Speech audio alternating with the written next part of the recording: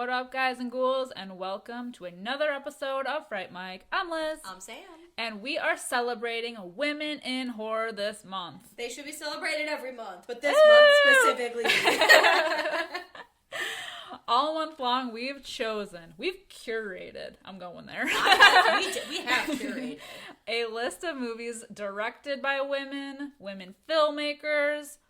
We're honoring all of you, and we have some good ones. Let me tell you, I feel like women directors have, like, some of the sickest minds.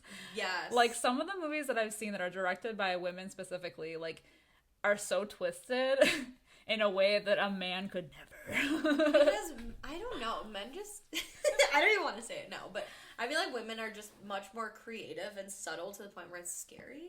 That's because we're angrier. We are. We know our way around, like, we know how to cover shit up. We've had time to sit there and plan people's demise. Yes. As a woman myself, I can attest to this. Yes. I feel like we are the watchers. We are the listeners. We are truly what goes bump in the night, and we're terrifying. We are. People should It's so good. They're oh my god. So all the movies are so good. I cannot wait to talk about them. But especially this week, we are starting out so strong with Mary Harron's American Psycho. Woo! I'm so excited. American Psycho came out in 2000. So weird. It's so wild. Weird. And it's like, it's not set in 2000.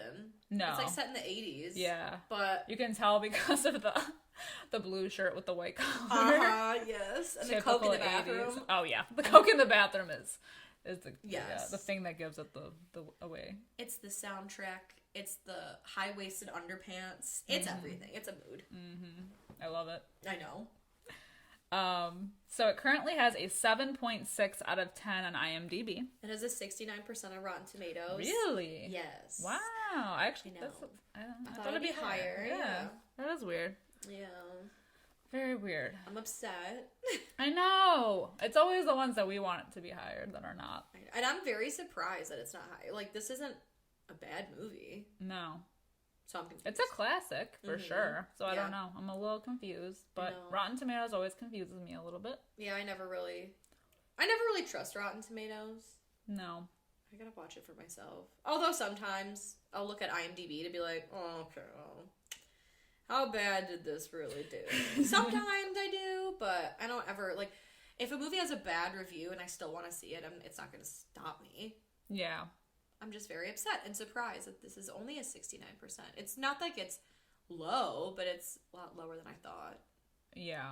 And this movie is so unique in a way because, like, there have been other, like, serial killer movies, but I think that this one has that, like, dark humor. Yes.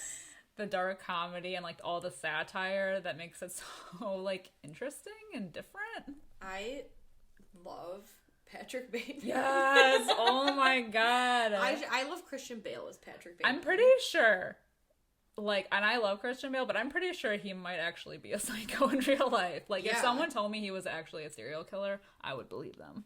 I mean, have you seen him? Jesus Christ. I've just heard so many things. There's rage inside of him like you wouldn't believe. Yeah, like, didn't he, like, get in trouble for some kind of scandal where he was, like, it was like a leaked phone the conversation? Set. It was, somebody it was on the set of the Terminator, recorded. and he was, like, throwing a hissy fit. He was, like, screaming at these people. Screaming.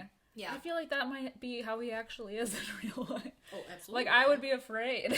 He just that vacant look in his eyes that he just does so well. And what's you have to be a psycho to let your body do the things that his body has done. Whether that's like fluctuate in weight, like heavy, or like The Machinist. Yeah. He was at like what? I swear to God, double digits. Well, he was so thin in that movie, right? Like he was at like 80 pounds or something. His diet was a black cup of coffee and an apple. I wish that and could a be cigarette. me. Right, literally, like it's a model diet. But he's just he was so skeletal, and then some of his like other roles where he's a lot thicker, a lot bigger. Like Batman, he was American like, really Hustle, wasn't American he? Hustle. Yeah, he was like bigger in that movie. Yeah, he was like fat. Yeah, he like the range that he has. I would never. I'm trying to get my body down to like 90 pounds. I can't even do that for health reasons, let alone like, I guess he's an actor, so he's paid to do it. Yeah. But I just still, that fluctuation, the pendulum swing is so large. Mm-hmm. There's no way that his body hasn't suffered. I'm sure it has. Yeah. But I don't think anybody could go from that to, Batman. Yeah, it's like from anorexia to really buff Batman. And he was buff in this movie, but he wasn't like big. Like, he wasn't Batman. He's got like 3% body. He's like very lean. Yeah, he's very lean. Yeah, like 3% body fat type shit. Yeah. And let me tell you, his skincare routine is on point. the whole morning routine, and then he's like, and I use an almond scrub. And I don't use this with alcohol because alcohol dries you out and ages you. I was like, yes, hunty. Oh my god. That's amazing. I know. Honestly, I think I saw this somewhere online. It was like an article about unintentional ASMR in movies. And they put this scene as an unintentional ASMR thing because of like him like calmly describing like what he's doing to his face, and then like when he's doing like the peel. Oh, I know. And then just that whole speech, like just going through his routine and talking about there is an idea of Patrick Bateman, but there is no real me, only an entity. Like just his speech pattern. But I feel like I do. Hold on, let me see if I can do it. Ooh. It's so stupid. There is no real me, only an entity, something illusory. And although I can hide my cold gaze, and you can shake my hand and feel flesh gripping yours, and maybe you can even sense our lifestyles are probably comparable, I simply am not there. Like, it's just so like, Oscar-worthy performance. It's just like the speech pattern is just so relaxing. It is. That's what I'm saying. That's what makes him a good psycho. He's so like if he held his hand out, it wouldn't budge. No. Not a single quiver. Oh my god. He's just like It's he's crazy. so calm. Even when he's like doing the killing. Yes. I mean, he goes like a little, he's like erratic in that way, but I don't know, man. He just doesn't he's not phased by anything. He even says at one point in the movie that he doesn't show emotion at all. And it's true. Like, he just, It's wild how even when he's ramping himself up to kill like Paul Allen, and he's like, do you like Huey Lewis and the news? Like, he just talks about these stupid, like, not even stupid shit, but like weird, pointless, like all these banter. Facts. Like, yeah, they really came into their own commercially and artistically. Like, what? As he's like swinging a, like, is that a raincoat? It is. Like, what the fuck? I mean, I guess because he's a psycho, he could do it, but like... But even when he has the prostitutes there, he does the same thing. Yes!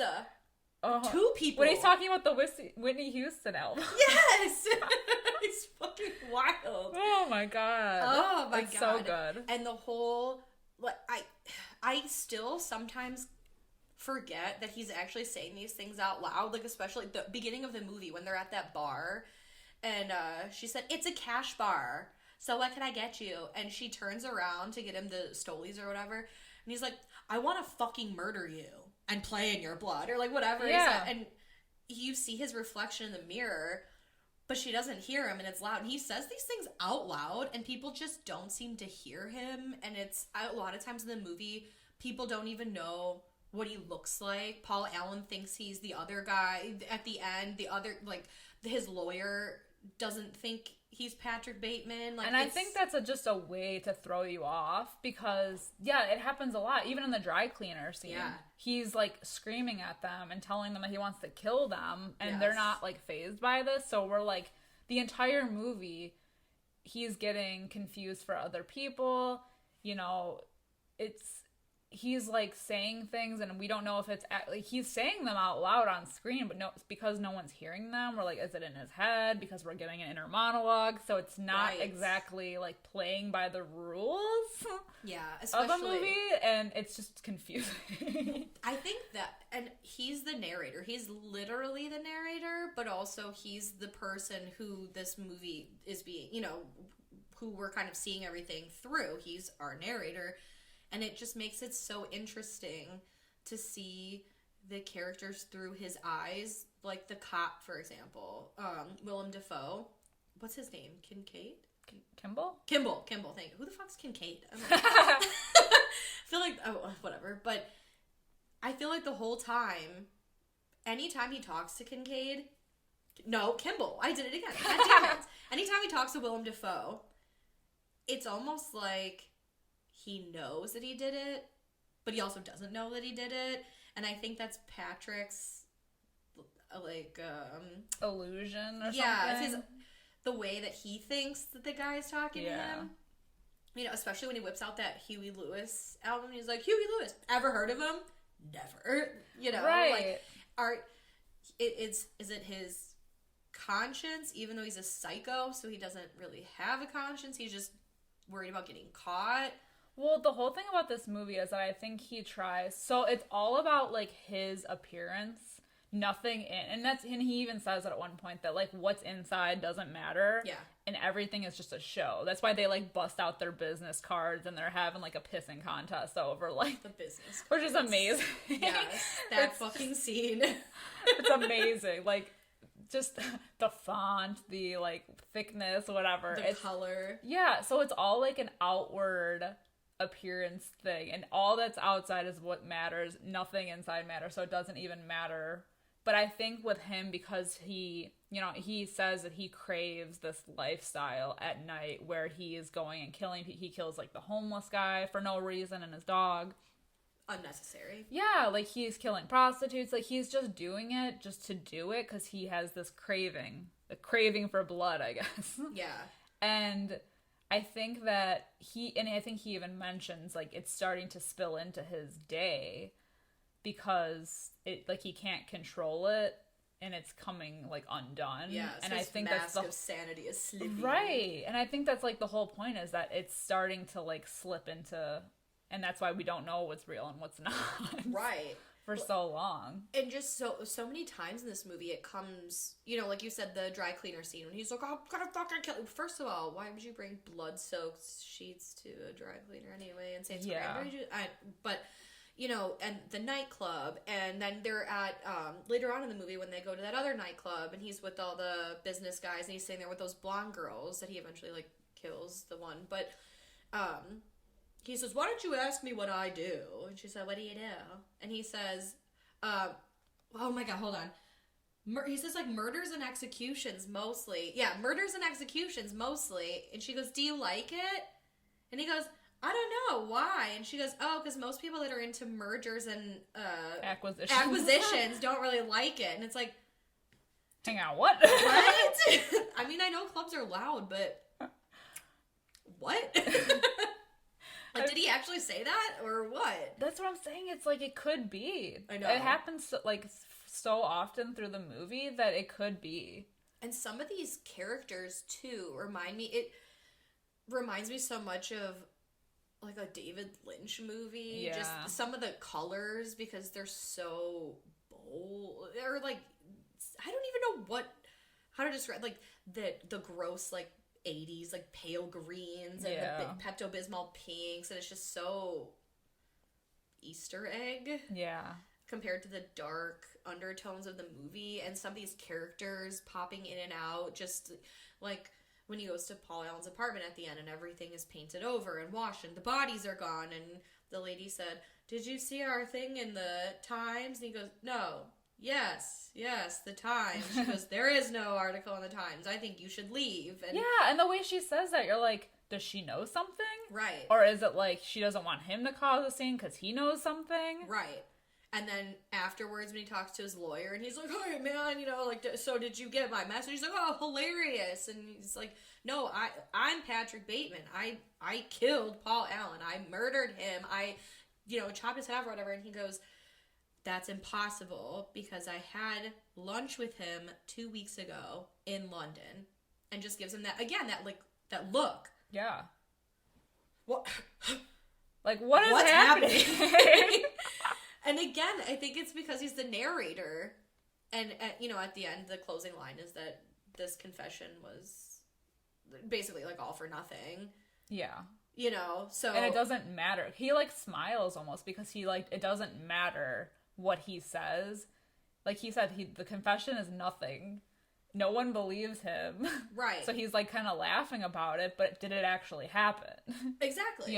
It's so ambiguous. And I actually read that it wasn't supposed to be that way, and I know that there's a book about the, like, yes. The book, came before the movie and everything. By Bret Easton Ellis, somebody. Right, and I actually own the book, but I haven't read it yet. So I wish I had, so I knew, but yeah, so it's not supposed to be so ambiguous like it was. So it's interesting. It is. Definitely a character study. It so is, though, but it's an interesting one. And speaking of characters, it's so random that Reese Witherspoon is in this movie. Yeah. Because, like, she's just, like, another one who is just so, like, it doesn't, she's not fazed by anything. It's like, how did these two meet? I know. What's she's such an interesting, like, completely different kind of person. She's, like, that social, like, they both obviously care about, like, outward appearances and how things look, especially with, like, the restaurant thing. Yeah. Dorcia, can't go anywhere else. Yeah, like, it's just interesting. And then whenever they have a scene they're supposed to be dating, or they've been dating for a while, and maybe even engaged. I don't even know if they say that. He said my supposed fiance. Right, but they're both cheating on each other. Yeah, she doesn't wear a ring, at least not that I ever see. Right. And she talks about the details of the wedding, but saying, oh, we should actually do this. Like, we should actually plan a wedding. We should actually get married. So, it's like a status thing. Yeah. Are they supposedly on fiancé because that's what they're supposed to do, and at some point he'll propose? Or is this like engaged to be engaged, or are they actually engaged? I don't know. Well, also the fact that, and you can tell it's about appearance because she calls him like, oh, you're just a big shot CEO. Okay, but no. Yeah. Because he's not. So she obviously is only really with him because of his supposed, like, status. Right. Because she says his parents own the company, basically, right? Right. And it's funny because we never see him actually do work. No, it's all the frilliness around working with the business cards and going to lunch at these specific busy places so people can see that you have a reservation and you're very important and you're in the hot spots, and that's why Dorcia is a big deal, because Paul Allen can get a reservation Friday at 8 o'clock at Dorcia, but Patrick Bateman can't. And, like, that's why Paul makes it a big deal when they go to that shitty restaurant and he's like, there's no one here, because who's gonna see them, Yeah. But it just makes you wonder, like, if anything was real. I know. Because the only time we see him at work, he's just, like, listening to music and telling his, like, secretary to make reservations at these dinners. And it's, like, the whole thing with Kimball coming in and, like, questioning him, it ends up really leading nowhere.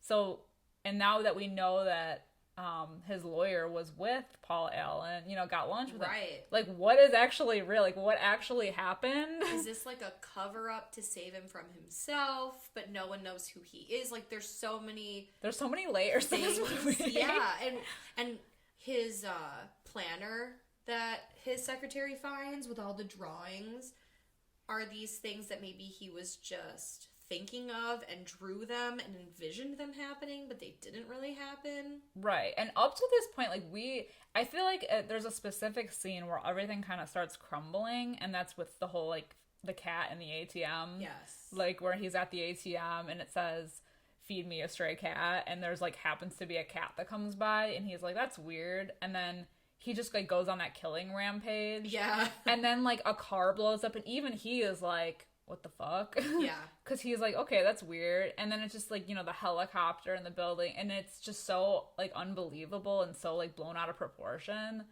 I don't know. I feel like that's when he, like, truly has like a break in his psyche.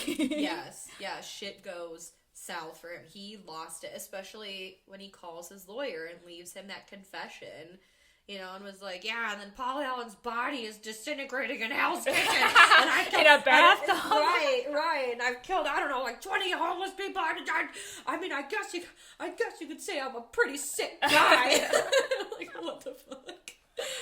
And then it all, like you said, it all culminates at the end to the apartment. To be nothing, yeah. Well, that's the thing. It's like, okay, so we believe that he did this stuff. Supposedly, even though the things throughout this movie are off, like a David Lynch movie, you're like, okay, weird, but go on. And then with the apartment at the end, when he goes back to Paul Allen's apartment, and there's nothing there, right, and everything is painted white. There's like they're showing it off to be like sold, and that woman, just the realtor, man, I don't know what her deal is because she just acts weird, right? But does she know or? I don't know. Bizarre. Like, did he ever even go to Paul Allen's? Did he? Because Detective Kimball? Yes. Okay, I got it right this time. Detective Kimball tells him, oh, and where were you the night of Paul Allen's disappearance? He was supposedly with so-and-so. I keep forgetting the name of the guy that he kept telling Paul, because Paul Allen was like, hey, how are you doing? Oh. He thought it was a different guy. Yeah. What the hell's his name? Kimball's like, oh, yeah, he was supposedly out to dinner with this guy, but I asked him, and he confirmed that, no, he has a strong alibi, his alibi's clean, and yada yada, and, I talked to these guys, and they said they were all at a strip club with you. Right. And so, okay, now he's got an alibi, so they've created an alibi for him, which no one asked him to do. He clearly, we think that clearly he wasn't there because we saw him kill him. Or did we? Even when he takes that hooker from before, the one who's like, your name is Christy. Oh, yeah. He takes her back to the apartment again, to a different apartment, with that Elizabeth girl, and he has that whole chainsaw chase scene where he's completely naked, covered in blood, except for his sneakers. I feel like he's wearing sneakers. Yeah. Okay. And he's chasing her down a hallway, or really like in the middle of an apartment building with a chainsaw. She's screaming, banging on doors. No one comes. And he's able to wait long enough for her to get at the bottom to drop a chainsaw on her, and it just happens to hit her. And nobody investigates it. No one. Because we see her body as with the rest of the bodies later on. Right. So it's like, it's so bizarre. Right. I love it. I love that this is like a mindfuck of a movie. It's great. I fucking love this movie. Also, if anybody is a fan of Ice Nine Kills, they have a song on their new album. I believe the album's called Welcome to Horrorwood. I know it's like a continuation of their Silver Screams, but they do a song called Hip to Be Scared, and it's all about American Psycho. Yeah, it's so fucking good. It's so catchy. Go listen to it. I promise you it's a great time. But such a random song to be like killing someone to. I know. Well, Huey Lewis. But I love his little dance. Like that's like one of my favorite gifs. Oh, absolutely. Of life. Like I use it on the daily. Just so many gifable scenes from this movie. Like him dancing or him having sex and like pointing in the mirror. Like, yes! Like, oh yeah. It's so fucking crazy. I feel like this movie could be like a prequel to The Wolf of Wall Street. Oh, absolutely. Absolutely. It's like some Gordon Gekko shit, but with murder. Yeah, no, for sure. Like, yeah. And I have to point out, too, because I love the scene in the movie where he's in the back of the cab with Reese Witherspoon, whose name is Evelyn, I think. Yeah, in the Evelyn. Movie. No, I'm sorry. Is he with... This is when he's taking his, like, booty call, his, like, side chick out to dinner. Oh, and he tells her it's at Dorcia, but it's not because she's so fucked up on lithium. And you see her... It's a shot of them in the back of the limo. And you see her clearly, but his reflection, or, like, his... You can't see him through the window. It's all, like, blurred, which again lends to the fact that he keeps saying, like, there is no Patrick Bateman. It's just an idea of a person, and he's not really there. So it's cool to see, like, the side-by-side juxtaposition. Right. It's so fucking... Ugh! And I feel like this movie... And this is, like, the type of movie where you see more, like, you notice more. Yes. The more you watch it. It's fucking great. Because then you're left to wonder, like, what is actually happening. To me, this movie seems like it has, and like I said, I haven't read the book, so I can't, like, confirm or deny anything, but, like, this movie seems like there's, like, a timeline, like, like the Charlie Day. Yes. Like, the meme, because I feel like there's gotta be, like, something. There's something, like, else to this movie. There's layers. Like, he was here, but then he was here, but this didn't actually happen, but he imagined he was here at this time when he was really, like, oh. But he's always returning some videotapes. He's always returning videotapes. At the end of the day. That's honestly my excuse for everything now. I'm telling you, I saw this movie for the first time. I think I was a freshman in high school. I think I was a freshman in high school. First time I saw this movie. The amount of times that I have to return some videotapes as an excuse... After seeing this movie, I thought it was the coolest, funniest fucking thing. And I just go, I have to return some videotapes. Like, what? And if people haven't seen the movie, they're like, huh? Yeah, you're doing what? Because DVDs were a thing, so, like, who's renting videotapes? But who cares? And going back just a little bit, because you already mentioned it, like, so he was at his apartment with Paul Allen when he killed him. And then even his secretary, who he doesn't end up killing, but... Oh, the whole scene. But the whole thing with the what is it? It's a nail gun. I was gonna say power drill. No, nail gun. That was tense as fuck. He acts so weird, and she, like, isn't picking up on it at all. It's just crazy that people will tell you, like, I mean, how many times in this movie he says, I'm a psycho, I'm a murderer, I do really bad things, I want to play in your blood, and people don't seem to hear him, and people don't pick up on that weird vibe. The whole scene with his secretary and that nail gun, it is literally almost pressed to the back of her head, and she doesn't even notice. She doesn't notice, and he's being really weird, and he won't sit, and he's always kind of out of sight of her, and it's just, oh my god, essentially Evelyn calling saved her life.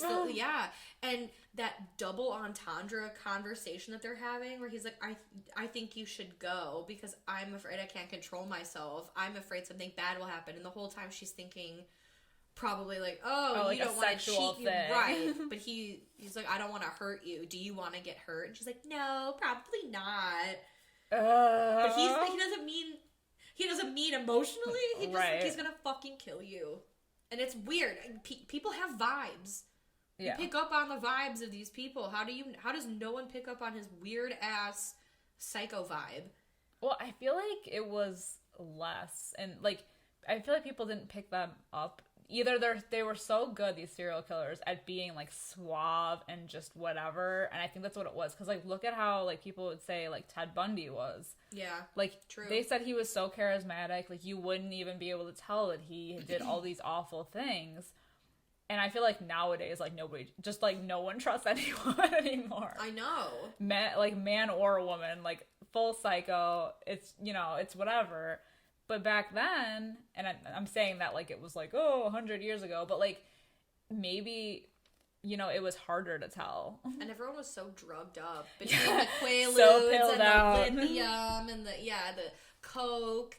Jesus, fucking everything. Right. And it's just, but when you have these like suave guys, like these Wall Street guys, and they're all all of his friends, they're all essentially heartless as well. Like the same. Right. Between them all having their dick measuring contests with their business cards, and they're all cheating on their wives, and it's just, where can they get a reservation? Where can they be seen? Everyone is fucking heartless. Right. I feel like not a lot of people react to his weird shit too, like when he's when he's like, oh, and do you know what Ed Gein would say? And he would say about women, because they have the whole conversation about how the only girls that have personalities are ugly, and they have to have personalities because they're ugly, and yada yada. And he's like, you know what Ed Gein used to say? And they're like, who's Ed Gein? He's like, a serial killer. He used to say, oh, I see a woman, and sometimes I think about, how pretty she is, and other times I wonder what her head looks like on a spike. And they don't even react. Yeah. Like, cool. The book. What the fuck? And it's interesting, too, that, like, when we do kind of see serial killer movies, a lot of the time it's like they're, they came from, like, some bad place, or, like, it's all, like, dark and dingy and just, like, it's like, like Maniac. Yeah. Have you ever seen Maniac? Mm-hmm. Like, it's just, like, a greasy, sweaty movie and, like, the back alleys, and everything is, like, disgusting. To go from something like that to something like this, where everything is clean. He has a skincare routine, for God's sake. Valentino suits. Right. It's all designer. It's all, like, upscale New York, like, high-rise, suites and money and, like, high roller. Right. To see, like, that kind of heartlessness is just so different than what everything that kind of came before it was. Yeah. And it's just... the things that he says to people, too, I don't even know, going back to Evelyn and how they met, very curious to know what their whole relationship was like, because even at the Christmas party, when she goes, what do you want for Christmas, Patrick? And don't say a boob job again. Like, what the fuck? I don't... How does he get away with saying this shit? Yeah, is she drugged out? Does she put up with it because he has money? I don't even know. Does he, though? Does he have money? I mean...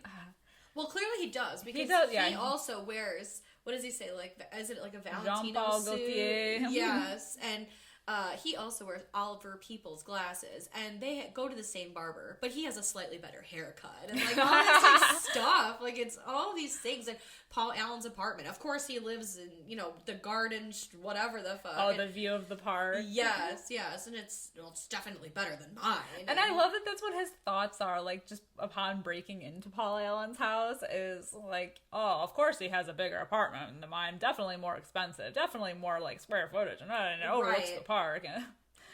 Oh my god. Yeah, it's the haves and the have-nots and the Joneses thing. It's the only thing he cares about. Yeah. And you'd think that, like, yeah, he was killing to get something. Like, he's killing to, like, get his status. But no, he's literally just killing to kill. Yeah. To feed his bloodlust. Yes. It's something like Dexter with this dark passenger situation. Mm-hmm. I don't know. I just love him so much. And this spree that he goes on at the end when he's just waving a gun around like a fucking maniac. He's just killing everybody. People. Like, oh my random. God. I know. And that's the thing, too, is that, like, he's going around just shooting people, and it's New York. There's always people out. Right. And it's, like, empty streets. He's just able to wander from building to building, and there's no one around. And then all of a sudden, there's, like, a helicopter searching for him. It's just wild. This whole scene reminded me of that movie Dementia that we watched. Yeah. In our Noir month. It just was so bizarre. And like you said, it's New York. So there's always people around. There's no way he's on an empty street and just shoots a woman and gets away with it. And, like, all of a sudden there's helicopters, but there's no, like, the police cars blow up and no one seems to see him. Like, I don't think this happened. And I don't know. I mean... I have not read the book either. I don't know why I haven't read the book. I don't even own the book, but I feel like I have to read it.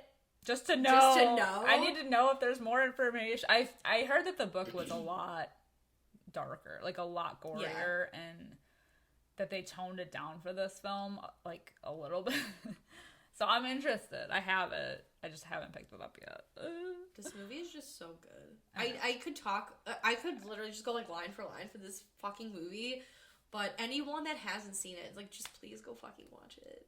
And let us know your theories, too, because I am, like, there has to be more. It's so good. I know they made a sequel to this movie. Oh, yeah. We won't acknowledge it, but it exists. It's got Mila Kunis in it, though. Yeah, what the fuck? I always see it, and I'm like, why? Yeah. No, it can't be. It can't be good. Mm-mm. Yeah, this is just such a wild movie. I love this movie. I love everyone in this movie. Willem Dafoe, he's got them crazy eyes too. I love it. And I love the way he plays the character. He plays it as if he knows and also doesn't know. Like, he suspects and doesn't suspect. Well, it's like he knows, but he's like just doing the part of the police, investigate. It's like he's in on it. I don't know. It's weird because he does question him and he'll say things like, yeah, I know you were here, or whatever. But then he was like, nah, I'm just kidding. Right. Like, what? I think it, and maybe I'm thinking too much into it. I don't know, but I feel like he's acting it as though it is Patrick Bateman's perception of him because he's dealing with that guilt. Like, shit, I am guilty and I fucking did it. Yeah, like he's letting it slip. Right. The guilt slip. Right. So I think probably in reality, if you and I were watching that scene from like outside of Patrick Bateman, probably doesn't suspect him in the least. But because we're watching it from essentially like his point of view, it's that like guilty thing. Kind of, I don't know. I guess if you're a cheater, it's the equivalent of like your girlfriend saying like, we need to talk. Yeah. And like, then what you're did also I do like, now? oh, yeah. That internal guilt. I don't know. I have this thing that I feel like he doesn't actually exist. Patrick Bateman? No, Willem Dafoe. Oh, ooh. I don't know. Okay. Because why else? Just because of the fact that it didn't, like, his investigation didn't lead anywhere, and we know that Paul Allen, at least at the end, was seen with somebody else, was in London. But is that a cover-up? I don't know. Either everyone is covering up for him for some reason, or none of it happened, or it's like I don't know if it's like a Wall Street thing or like a boys thing or what, but yeah.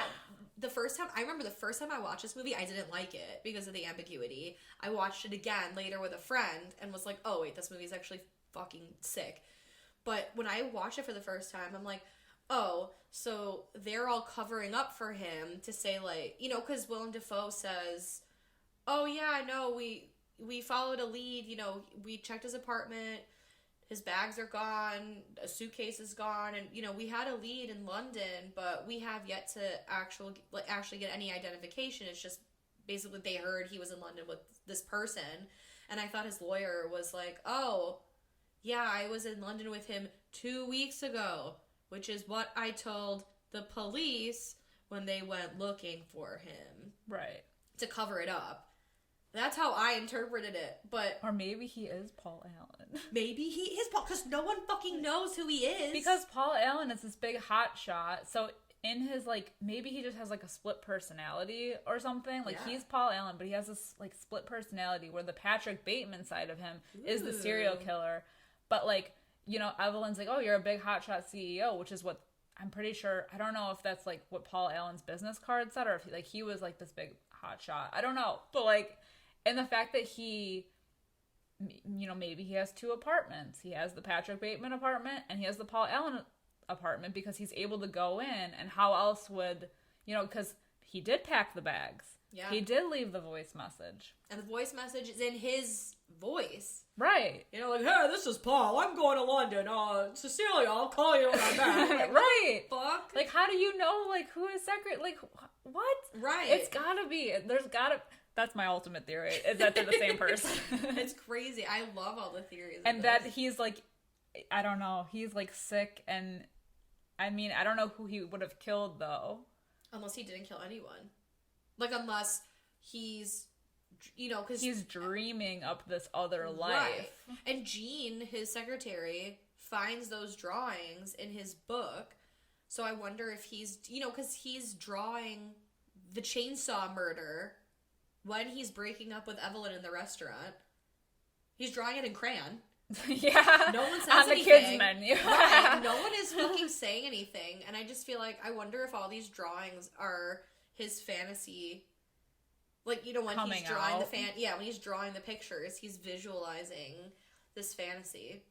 I don't know. I don't know. Is this something that's, like, really obvious to everyone that they're gonna be, like, listening and be like, what the fuck, these bitches didn't get it? But I feel like it's not. I don't know. We could theorize all day. No, maybe. Are we embarrassing ourselves? Probably. Let's be honest. I know. But Oh my god. I don't know. I think he is. But then who's Marcus? Marcus Allen? Who's Marcus? Wait, no, did I make that up? Marcus is the other name. Who's Marcus Allen? That's a name that I know. I don't know. Are you a listener? Maybe No. it's a character. I don't fucking know. Who's Marcus? The guy that they're like, is that Marcus? No, that's Paul Allen. Who's Paul? Like, the only thing that makes my theory crumble about him being Paul Allen is the lawyer scene at the end, because that throws me off too. It's the apartment, and then it's the scene where he's talking to the lawyer at the end. Yeah. When he's like, no, I was with Paul Allen, and he's talking shit about Patrick Bateman as if he is not, and that he is Marcus. And who's Marcus? I feel so dumb. I've seen this movie so many times. They throw that name around. There's so many names. They throw that name around. It's like Marcus something. Oh, I don't remember. I think I know what you're talking about. But it's never a person that's introduced, I don't think, unless I'm mistaken. Unless maybe... Doesn't he introduce himself as Marcus to somebody at one of the dinners? Oh, I don't even know. I'd have to see it again, but oh my god. I feel like I don't even know all of his friends' names. I just know that... Oh yeah, I didn't even bother going down that road of... Yeah. Like, I know Joshua Lucas, he's in the movie, and that guy that used to date Jennifer Aniston. Oh, Justin Theroux. He plays Timothy Bryce. Why do they always play assholes in movies? Well, every time I see Josh Lucas, he's always playing an asshole. Unless you're watching Sweet Home Alabama, that also has Reese Witherspoon in it. Ugh. And then he's the love interest. That movie sucks. Please don't watch it. But isn't he an asshole in that movie too? No, he's her ex-husband. That is kind of an asshole, but he's like a lovable asshole. I don't like that movie. I hated that movie. I thought everybody was an asshole in that movie. They are all assholes, except for Candace Bergen. Oh yeah, well. Who's forever a queen.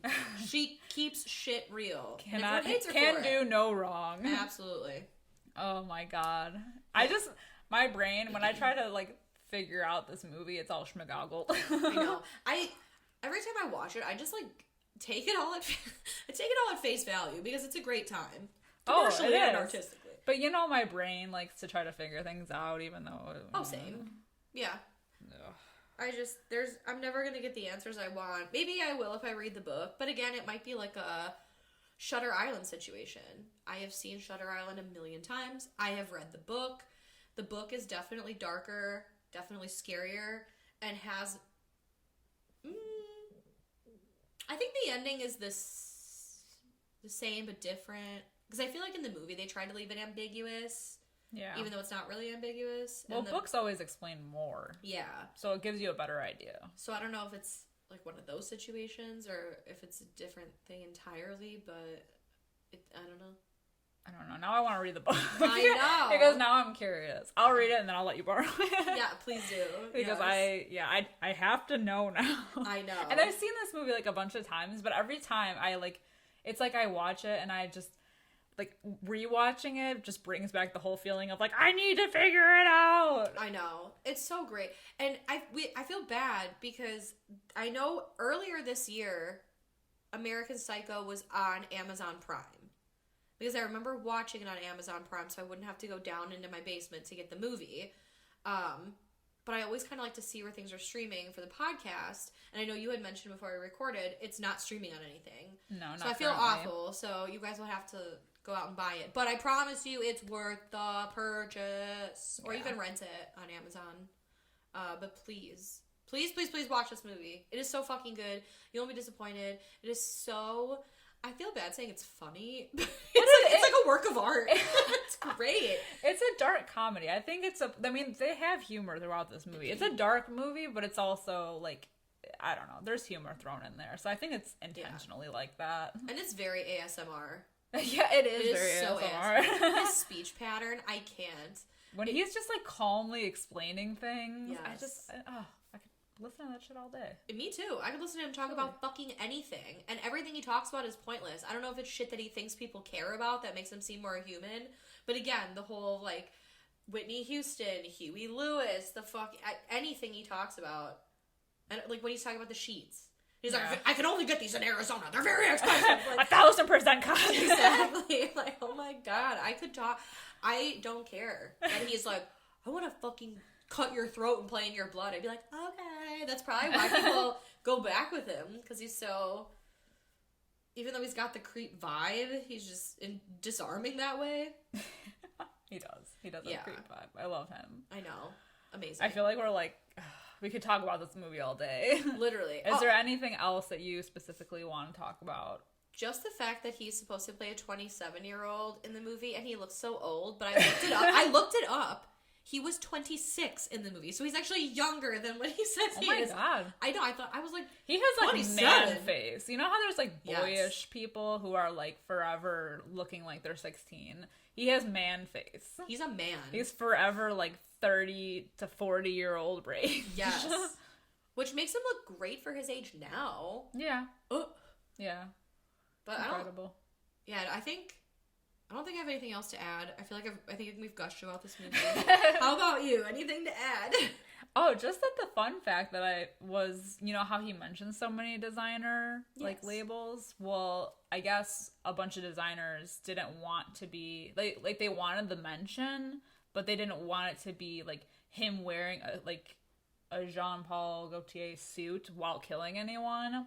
And that originally he was supposed to be wearing a Rolex when he was like killing the hookers. You know, remember when he's like, "Oh, don't touch the watch." Yes. It was supposed to be "Don't touch the Rolex." Oh. But they didn't want it to be associated with this kind of movie. Oh, Christ. So that's why they changed it. But I thought that was interesting. That is interesting. Especially now, because I feel like, I don't know, maybe they do. Maybe they do care. Maybe brands do care about that stuff. But they probably don't now, but yeah, this was 22 years ago. I wonder if it was a man directing it, if it would be different. I don't know. Now it's like product placement everywhere, but yeah, exactly. Yeah, this movie is great. Let's go to ratings. Okay. Before I continue. Yes, I know. I have to stop myself. So, what are you going to give this movie? Not surprisingly, a 5 out of 5. What a coincidence. Me also. If that wasn't obvious enough. Yes. Yeah, this movie is fucking incredible.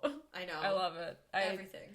I enjoy it every time I rewatch it. And Same. Like she said, highly recommend you checking it out. It's great. I feel like it could be a Christmas movie because they do have a Christmas party. They do, yes. I know Christmas is already done, but just throw it on your roster for next year. Right. If you're looking for horror movies to watch that mention Christmas is a big part of this movie for about 7 minutes. So I feel like that's good. They put on the reindeer antlers, so whatever. So cute. I consider any movie that has, like, any horror movie that, even if I spot, like, a Christmas tree in the distance, I'm like, yes, this is a Christmas movie. That's what Luke and I did last year. We were like, what Christmas movie should we watch? And I was like, let's watch Ted. And he's like, that's not a Christmas movie. I said, he got it for Christmas. Therefore, it's a Christmas movie. It's a Christmas movie. And that's what we did. You gotta, seek them out because there's only so many times that you can watch, like, the same ones over and over again, so. We're to spice it up. Yeah. Mm-hmm. Fun. All right, guys, we've said all we need. No, we haven't, though. No, we haven't. We could say more. But let us know your thoughts and your theories, especially. You can find us over on Facebook, Instagram, Twitter, and YouTube. But let us know your thoughts. Do you love this movie? Do you hate it? Is it too ambiguous? Let us know. Yes, let us know. I want to know if anyone has read the book, how that compares to the movie. Ooh, I want to know. I want to know. Because there's got to be, you know what? No, just there's got to be something else. I'm telling you. I know. Incredible. I know. It's so good. This movie, just from the soundtrack to the lighting to the colors to the acting to the writing to the fucking directing by Mary Harron. Mary Harmon, right? Harron. Mary Harron. I knew I was going to fuck that up. Just chef's kiss. Yeah, for sure. Kiss. And then if you're also looking for more bonus content, you can find it over on patreon.com/Fright Mic Podcast. We have bonus episodes, extra content, rankings, bunch of fun stuff. We're going to cover new movies all year long over there. So for just a few dollars a month of your support, we'll go right back into our show, and we would appreciate it. Yeah. I'll send you a kiss in the mail. We'll send you a nice fruit basket. Yeah. Some chocolates. I'm a really good gift giver, so just please. The gift of giving. Yes. And speaking of giving, if you have it in your heart and your soul to head over wherever you're listening to give us a 5-star review, we would truly appreciate it so we can reach out to more creepy people like yourselves. Yes, share us, spread us around like wildfire. Like body parts. Yes. We are giving a 5-star rating and just saying a nice, kind few words. It's so much easier than trying to get an 8 o'clock res at Dorsia on Friday night. I feel like it's very 8:30. Yes, it's very doable. So I would appreciate it. We would appreciate it. And that's free. Yeah. You know? Yeah. Please. Just a moment. Yes. Just a moment of your time. Until next time, I'm Liz. I'm Sam. Rest in peace.